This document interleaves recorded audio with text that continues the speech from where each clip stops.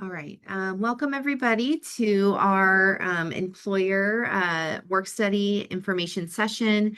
This is specific to our off-campus employers, both those who are new to working with UCR, as well as those who have participated with us in the past.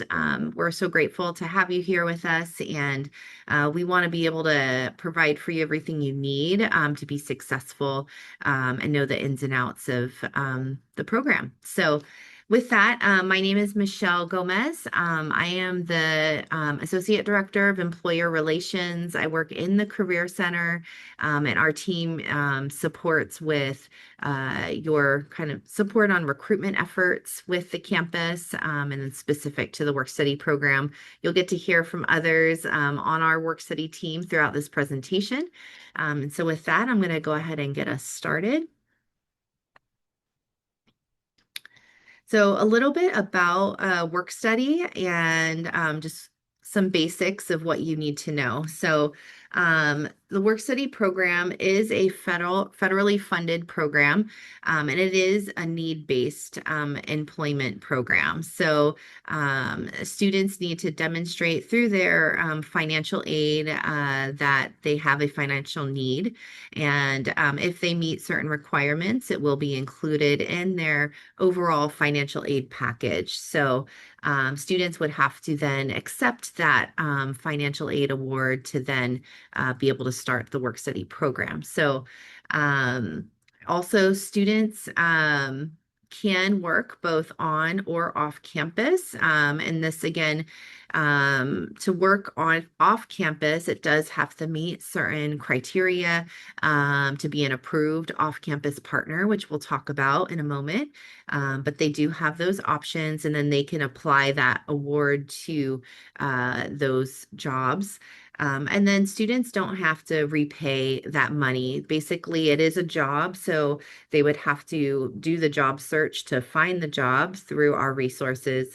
And then they would have to work the hours to be paid. So that is kind of how the work study program works.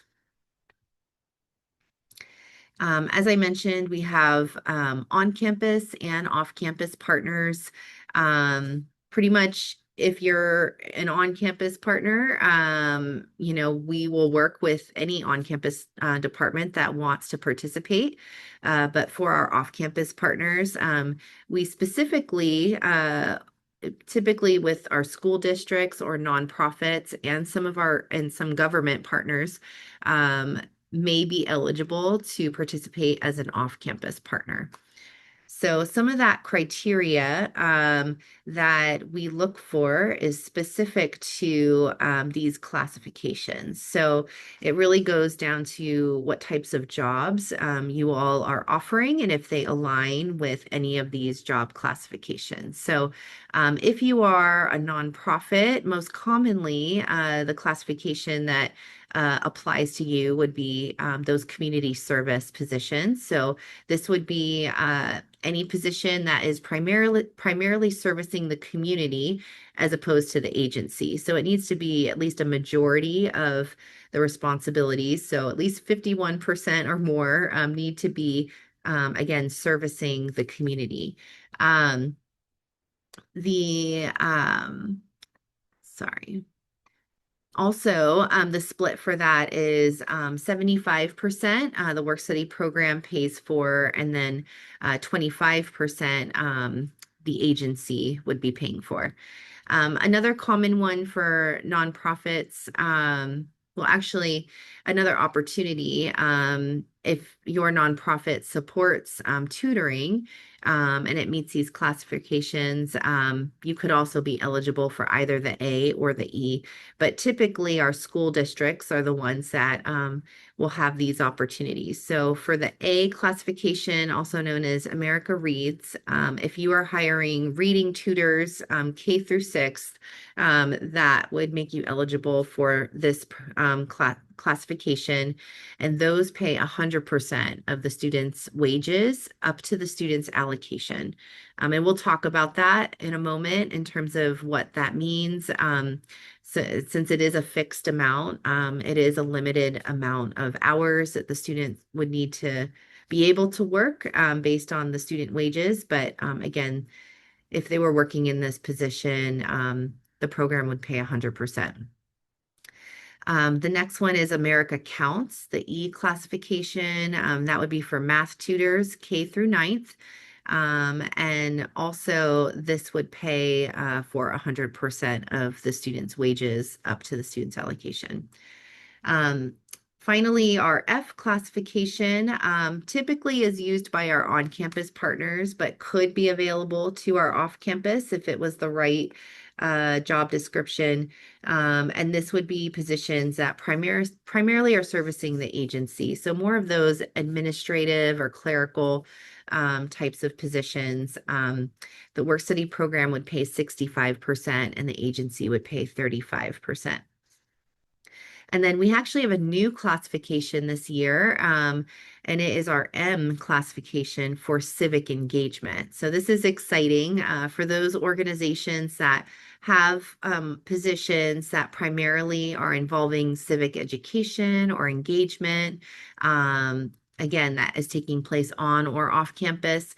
The work study program can pay 100% of those student wages as well, up to their students' allocation. So there's a lot of great options here, and obviously we're happy to talk with you. If you have questions about your roles and what is the best bucket for you as it relates to the program.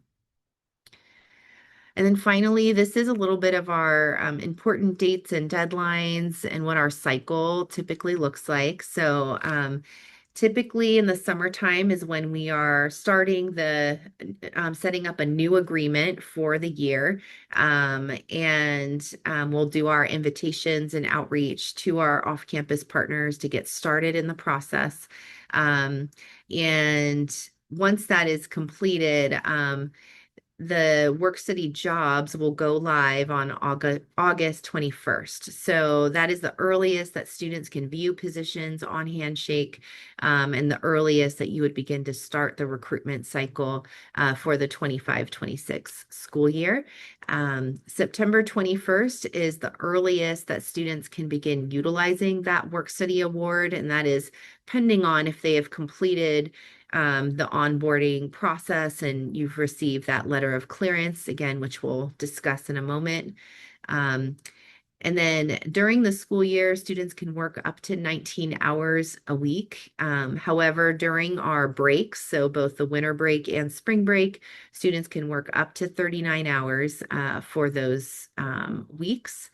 And then the work study season closes on June 20th, 2026. So that is the last day that students can use work study funds. So just to put a quick note here that if you are a new partner with us, we will only accept kind of new agreements. And actually, this would be true for any partner that's wanting to start the agreement process. The latest that we can start with you would be in March, pretty early March. So we want to make sure that you'd have enough time to complete that process and be able to actually recruit students to work.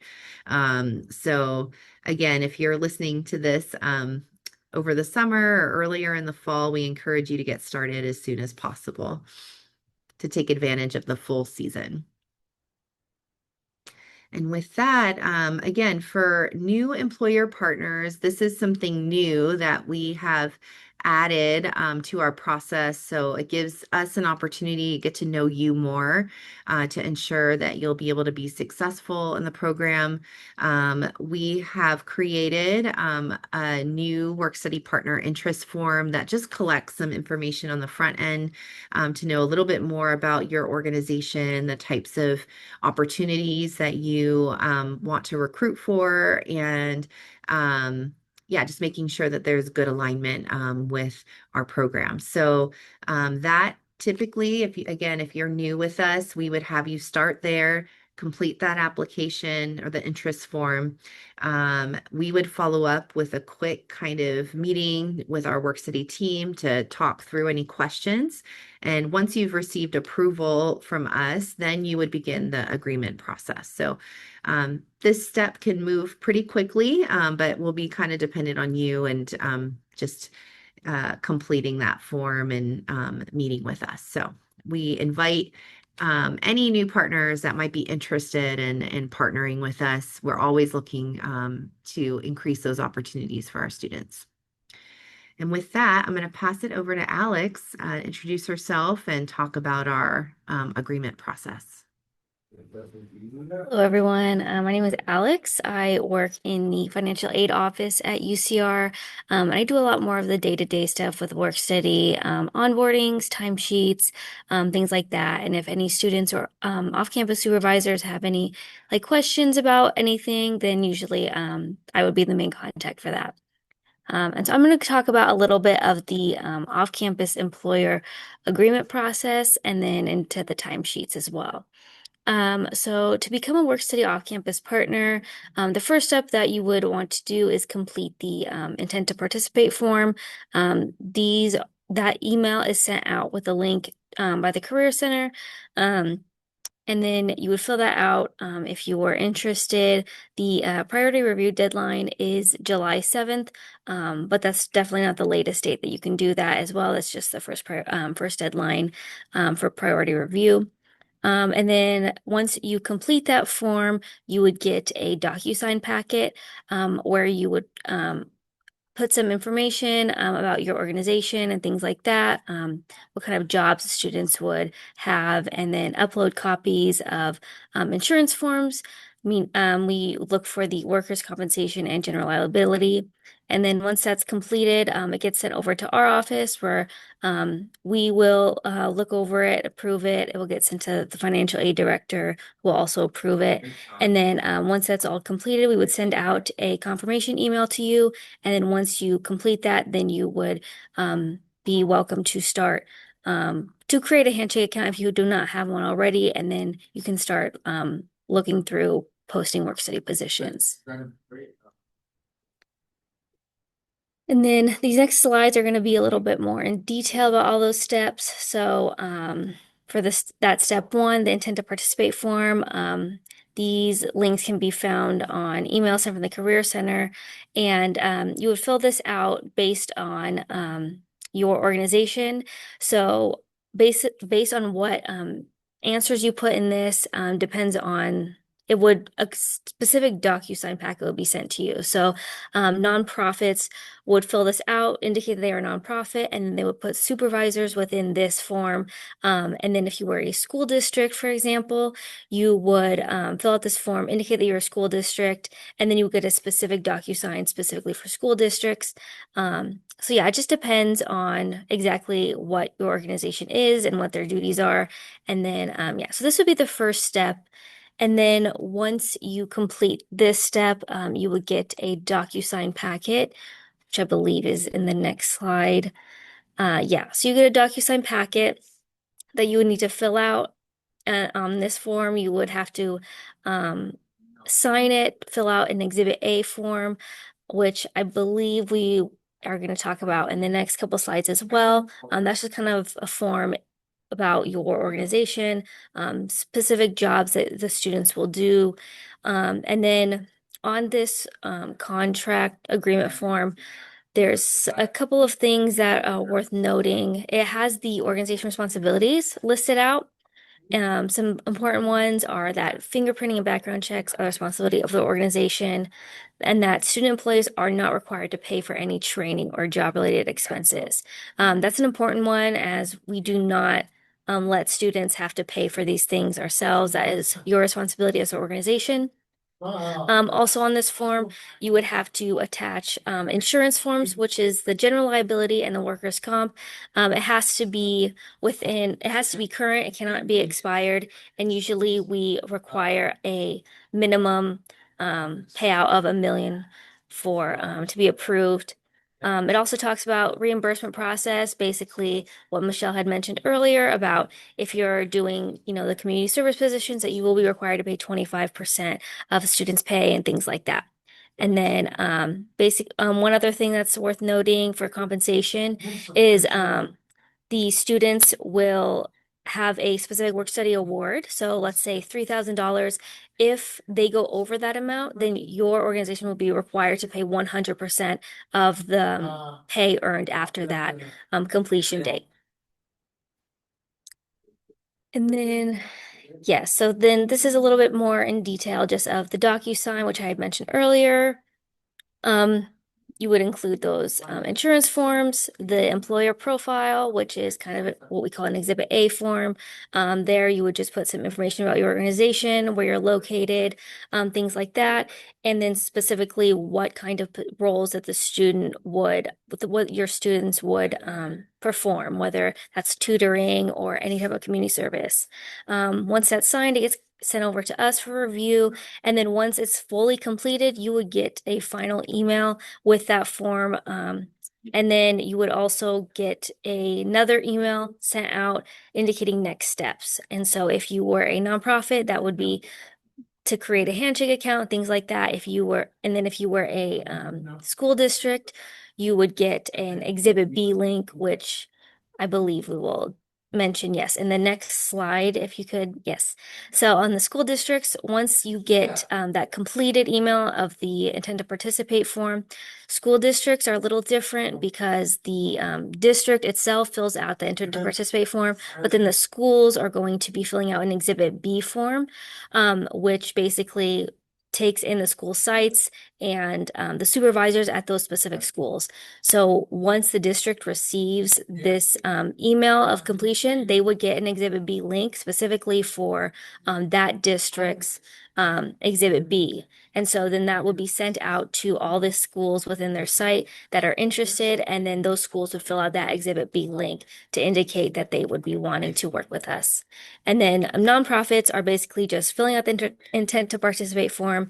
You would put in the supervisors within that form, and then you just get the DocuSign, fill that out, and then you would get the completed email, and then you would be good to go.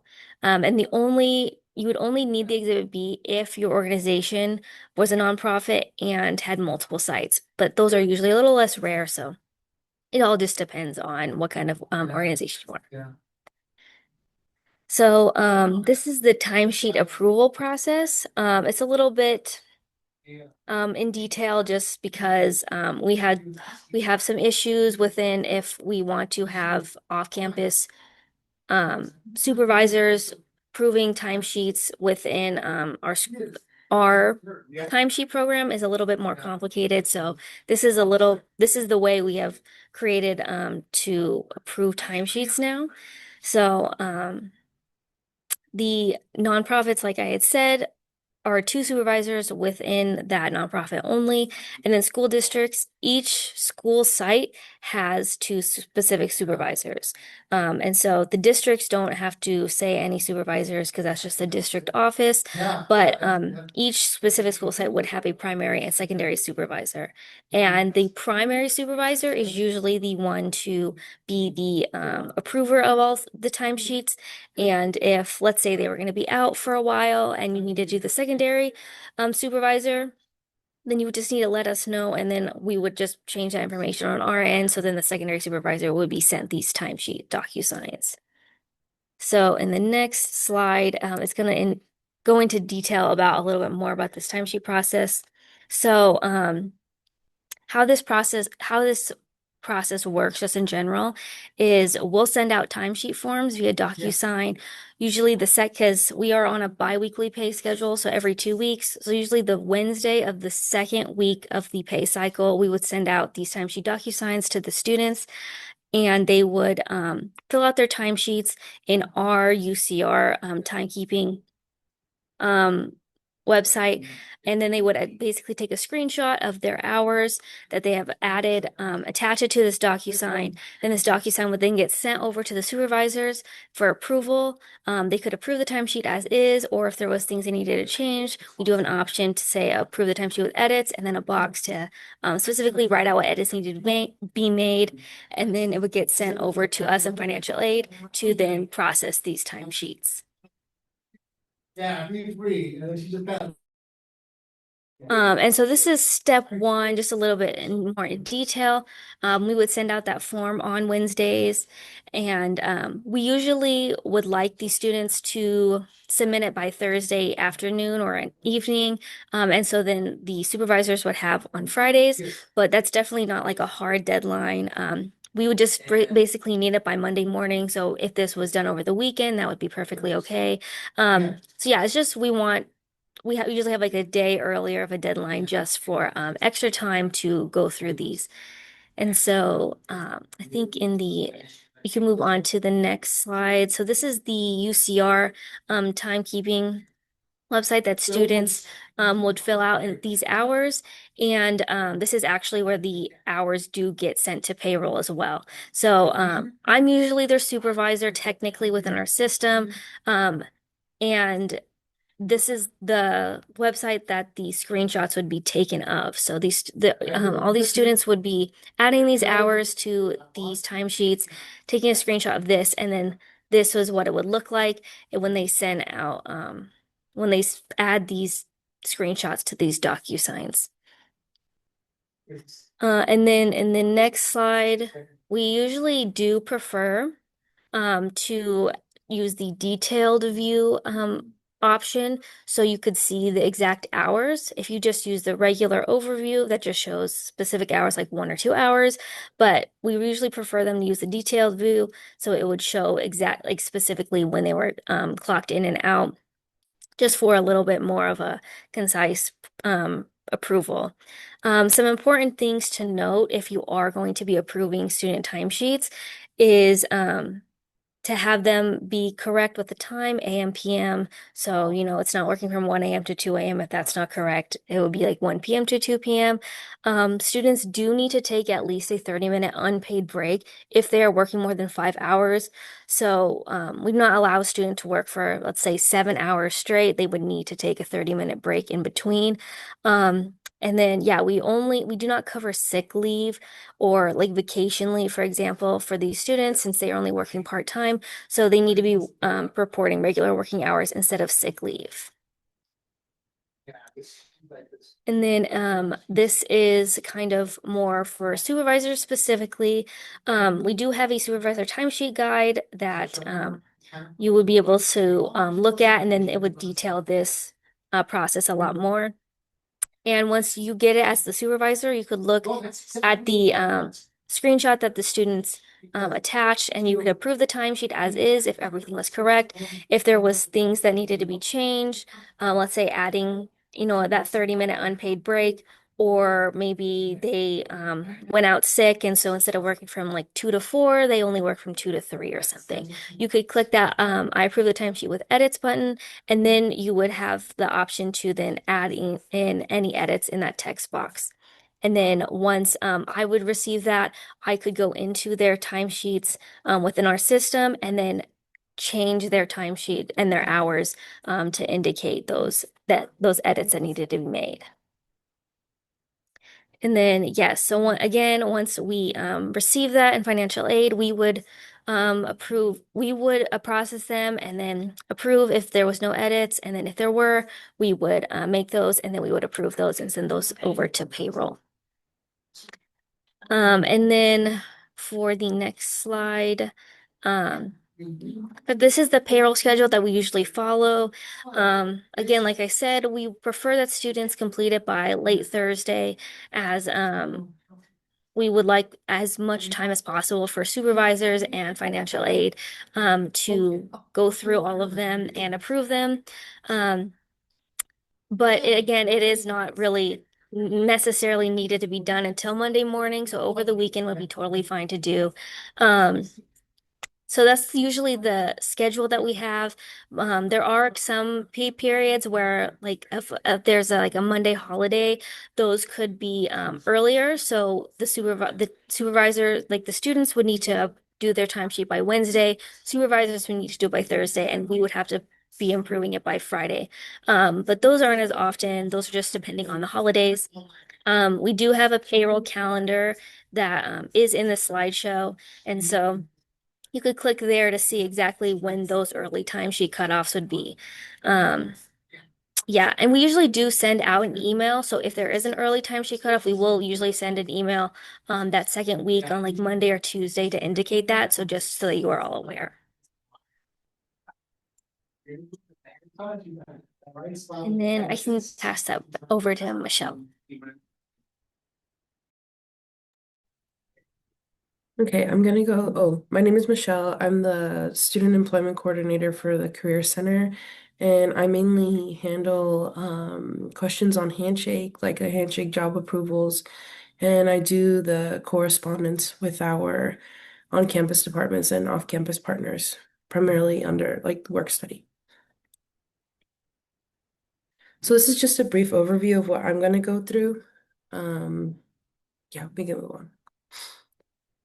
So for the first one, when you're posting your positions on Handshake, if you want to recruit a work study eligible student, all of those postings are have to be posted on Handshake. That's one of our requirements that the posting can't like exist on your website or like from a flyer.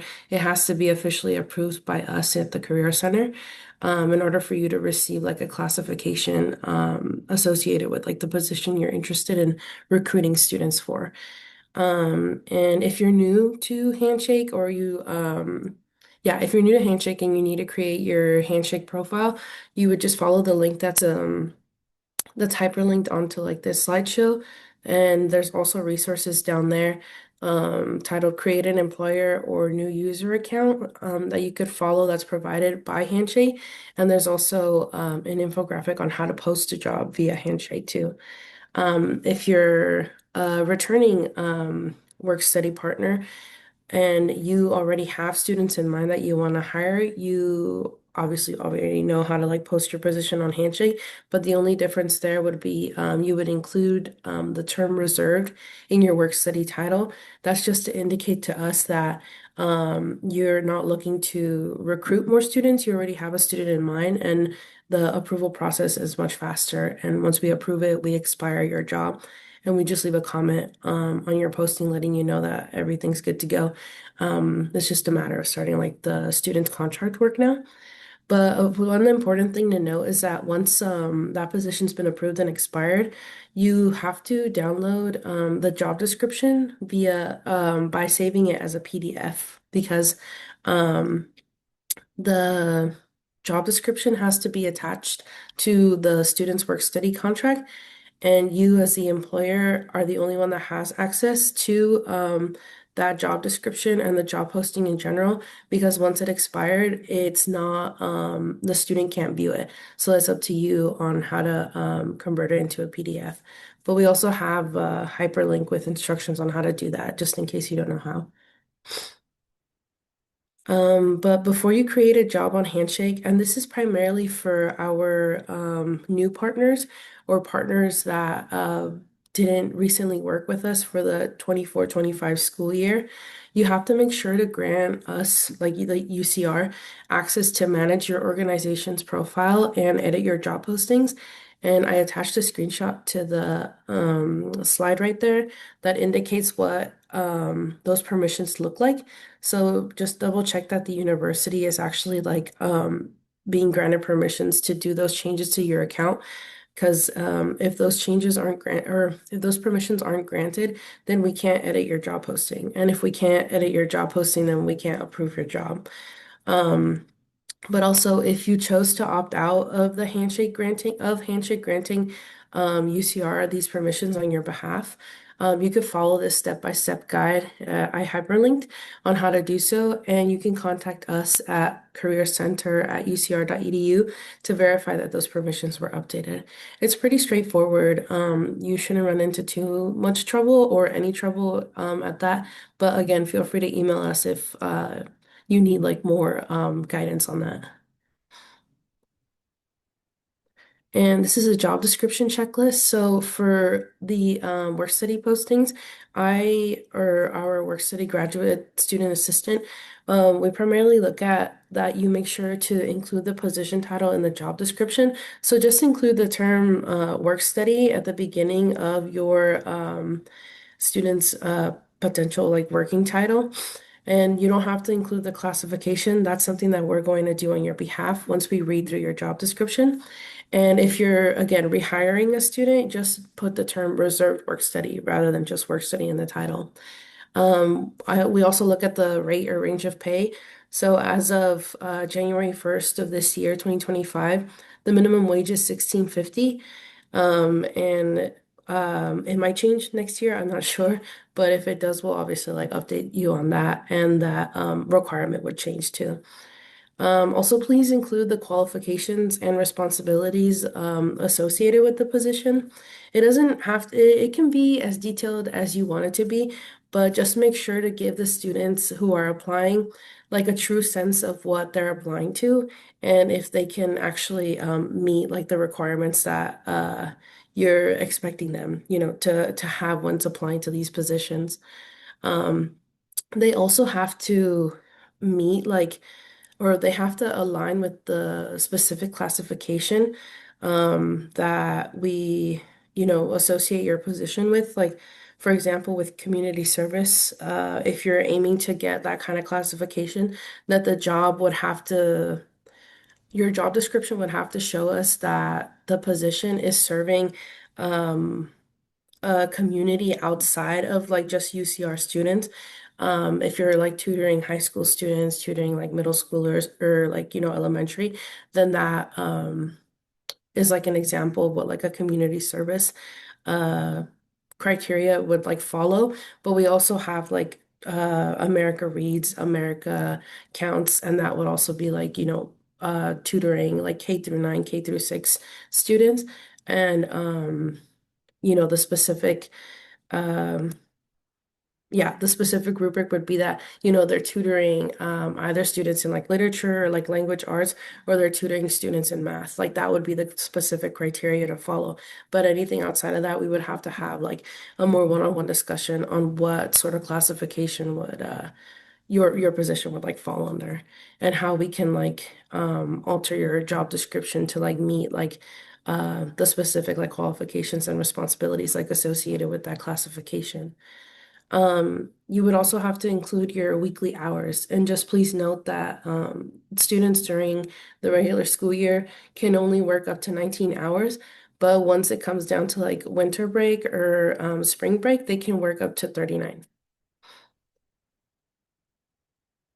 And this is a job posting guide. It's going to be available on our Career Center website. I'll also hyperlink it onto the slides so that when we send it out, you'll have easier time accessing it. But it's just a more detailed breakdown of like an example of a job posting that we've approved in the past, and just like the criteria that they follow that we've, suggested that they do. Um, and again, just like other examples of like the different posting examples that the classifications showcase.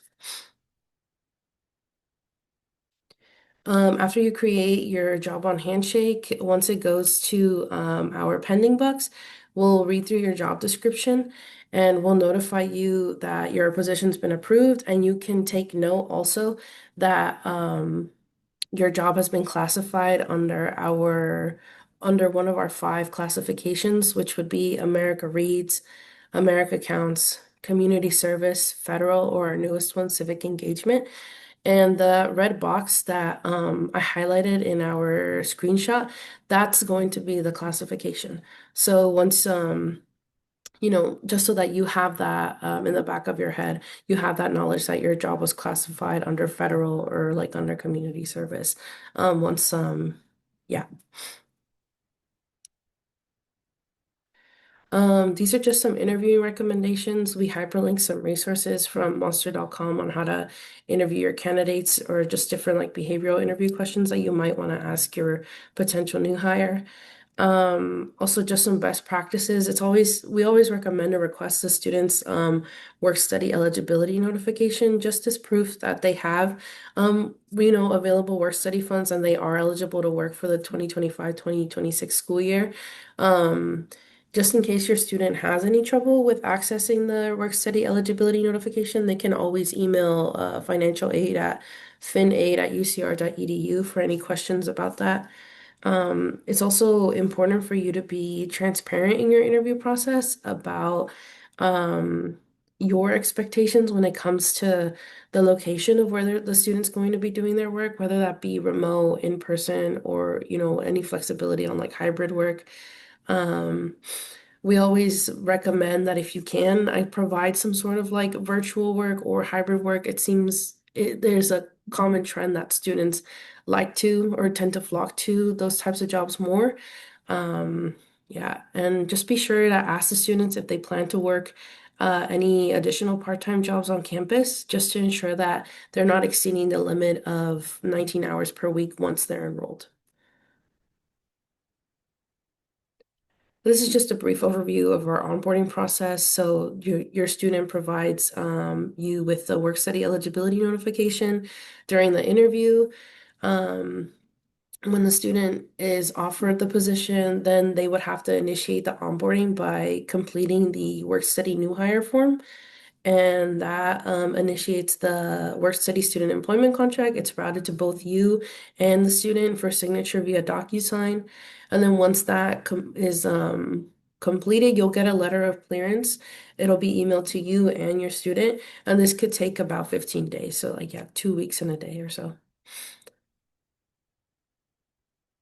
We also recommend that you keep track of your students' worked hours. So, under the Federal Work Study Student Employment Contract, you'll provide eligibility requirements such as like maintaining their satisfactory academic progress, so like their GPA and enrollment requirements. You'll also be able to, I think we also recommend trying to determine the estimated number of hours that your student can work based off of how much money do they have in their funds. So an example that we gave was that if a student has $3,000 in funding and they're earning $16 per hour, they can only work 187 hours. So just please keep that in mind when you allow your student to work 19 hours, that on average, the student will only be able to work for you for about 9 weeks. Um, and students are allowed to have more than one job, so just make sure to check in on them with that, because then that also, kind of alters the amount of hours they can work under your job and a different job.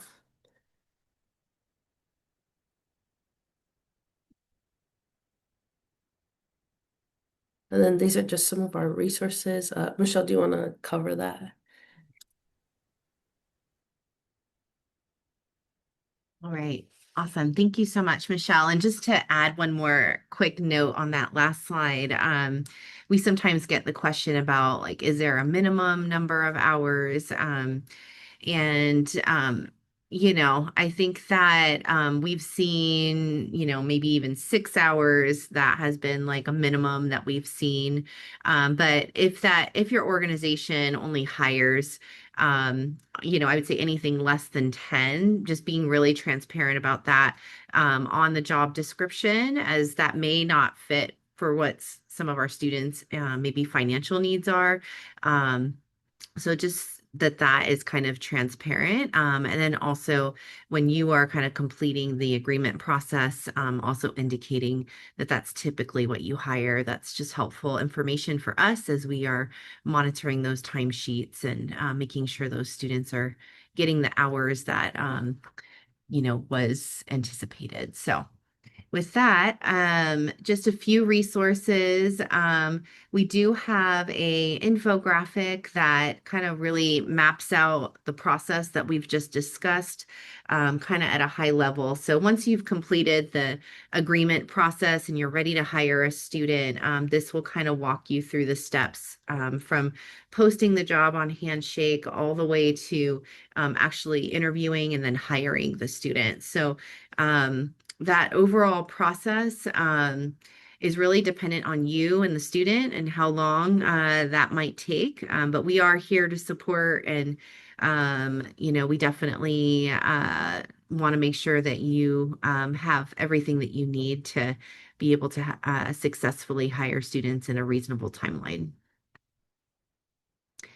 And then just wanted to put a couple things on your radar in terms of recruitment opportunities in the coming year. So before I mention these two events that we have, usually our work study program graduate assistant will send out monthly newsletters to students, and we highlight work study opportunities. We call it kind of hot jobs, like our work study hot jobs, and we'll really feature those in those monthly newsletters that go out to all work study students. And so we do what we can to try to make those as visible as possible to those who are actively job seeking and then those who maybe are not yet. We also invite our employers, if they would like to do a spotlight in one of those newsletters. You can give us, if you have any marketing pieces about your organization, and you want to give us some verbiage, we'll work with you to develop that spotlight and include that in that monthly newsletter. So that's also a great way to kind of help students learn about who your organization is, especially if you're struggling with getting kind of the application numbers that you'd like to see. So just wanting to put that out there, that's something we can offer you. In addition, in terms of some in-person event opportunities, we also are going to be doing a student employment fair. This will be hosted at the Career Center patio. It is no charge to our work study, approved work study partners. And you would basically, we would promote this event to all of our work study eligible students and those who are looking for part-time opportunities. So if you hire beyond work study, you could potentially meet some of those students as well. But it really is a great opportunity to brand your company, get some face-to-face time with students, and hopefully that you're going to see that translate into more applications for your organization. And fall is really the time where a lot of students who are planning on working in work study are actively job seeking. So that will be on October 2nd. It's on a Thursday. And we're going to be opening up registration soon. And once we do, we'll send that in an email to you. And then also, we will be doing quarterly appy hours on the patio. This is more of a kind of pop-up event where maybe we would host a smaller number of employers, 1 to 3 of our partners to come and table with us on our patio. We would promote that you're going to be there, and then you would get to see students who are still actively seeking those opportunities throughout the year. So yeah, we are excited to offer those opportunities for you all. And we've seen a lot of success this past year with those off-campus partners that participated. So just wanting to share those with you. And then to wrap us up, this is just who to contact, pending on whatever questions that you have. In general, I would just remember these 2 email inboxes. So we have workstudy@ucr.edu, which those questions go to financial aid. So if you have questions about any of those work study awards and eligibility, the agreement process and hiring, or any paycheck or timesheet questions, the work study team at financial aid would be able to support. And then Career Center at ucr.edu, that goes to our Career Center team, specific for new employers that are just needing guidance on the process, or specifically to Handshake or just recruitment support. So, and if you just want to email both of us or both of those emails, you'll definitely get a response from anyone within our team, to help you get to the next step. So, anyways, we are going to wrap it up there. Thank you so much for joining us, for your interest in the work study program, and please do reach out and let us know if you have any questions. So go ahead and stop our recording.